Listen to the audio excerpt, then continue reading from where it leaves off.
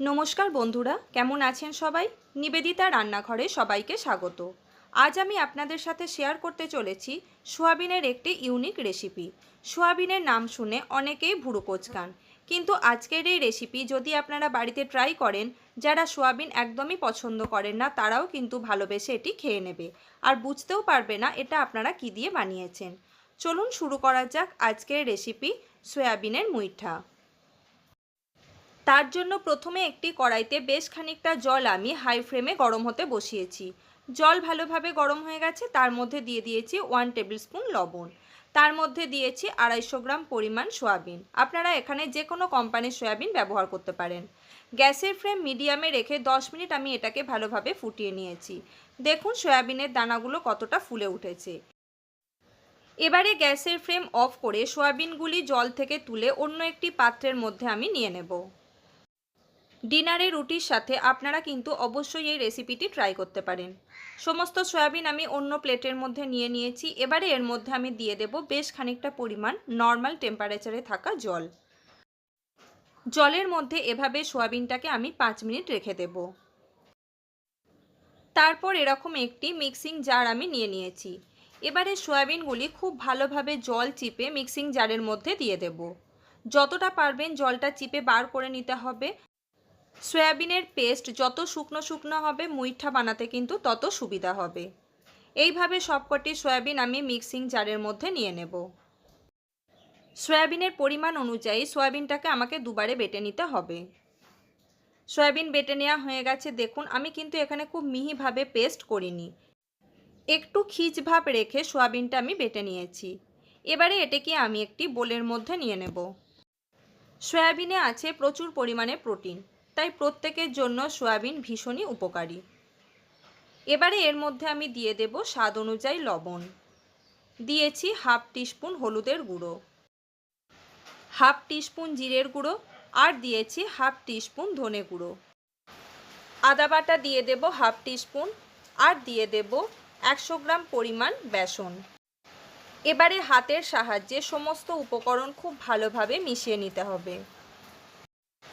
বন্ধুরা, আমি আমার চ্যানেলে সবসময় চেষ্টা করি এরকমই ঘরোয়া কিছু উপকরণ দিয়ে নিত্য নতুন রেসিপি তৈরি করে আপনাদের সাথে শেয়ার করার। যদি আমার রেসিপিগুলি আপনাদের ভালো লেগে থাকে তাহলে অবশ্যই আমার পাশে থাকবেন এবং আমায় এগিয়ে যেতে সাহায্য করবেন। কথা বলতে বলতে সবকটি মুইঠা আমার এখানে তৈরি করা হয়ে গেছে। অন্যদিকে একটি কড়াইতে বেশ খানিকটা পরিমাণ সাদা তেল আমি গরম করে নিয়েছি। তেল ভালোভাবে গরম হয়ে গেলে এর মধ্যে একটা করে মুইঠা আমি ছেড়ে দেব।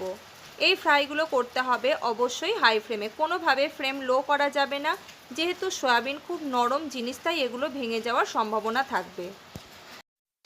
দুটো পিঠ এভাবে লাল লাল করে ভেজে নেওয়া হয়ে গেছে। এবারে এগুলোকে আমি তেল থেকে তুলে অন্য একটি পাত্রের মধ্যে রেখে দেব।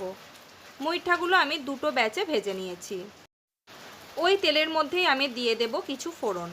এখানে আছে 1 চা চামচ গোটা জিরে, একটা তেজপাতা এবং একটা শুকনো লঙ্কা।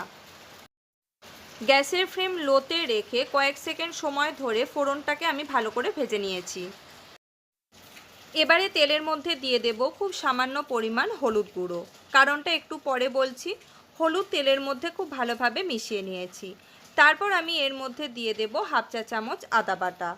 আদা বাটা তেলে দেওয়ার সাথে সাথে ভীষণ ছেটকাতে শুরু করে। আদা দেওয়ার আগে তেলের মধ্যে সামান্য হলুদ দিলে আদা সেভাবে ছেটকায় না। এবারে আমি এর মধ্যে দিয়ে দেব টমেটো বাটা। এখানে একটা বড় সাইজের টমেটো আমি মিক্সিতে খুব ভালোভাবে বেটে নিয়েছি। গ্যাসের ফ্লেম লোতে রেখে আদা আর টমেটো খুব ভালোভাবে কষিয়ে নিয়েছি। এরপর আমি এর মধ্যে দিয়ে দেব কিছু গুঁড়ো মশলা।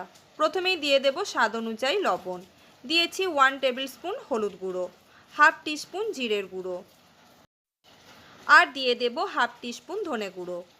সমস্ত মশলা আমি খুব ভালোভাবে কিছুক্ষণ সময় নিয়ে কষিয়ে নিয়েছি। সুন্দর একটা রঙের জন্য দিয়েছি 1 টেবিল স্পুন কাশ্মীরি লাল লঙ্কার গুঁড়ো। যেহেতু নিরামিষ একটি রেসিপি তাই এর মধ্যে দিয়েছি খুব সামান্য পরিমাণ চিনি। আপনারা চাইলে চিনি স্কিপ করতে পারেন। তার মধ্যে দিয়ে দিয়েছি মিক্সির বাটি ধোয়া জল। মশলা ভালোভাবে কষানো হয়ে গেছে। এবারে এর মধ্যে দিয়ে দেব সেদ্ধ করে রাখা আলু। আলু আমি এখানে আগে থেকেই সেদ্ধ করে নিয়েছিলাম। আর দিয়েছি কয়েকটা চেরা কাঁচা লঙ্কা।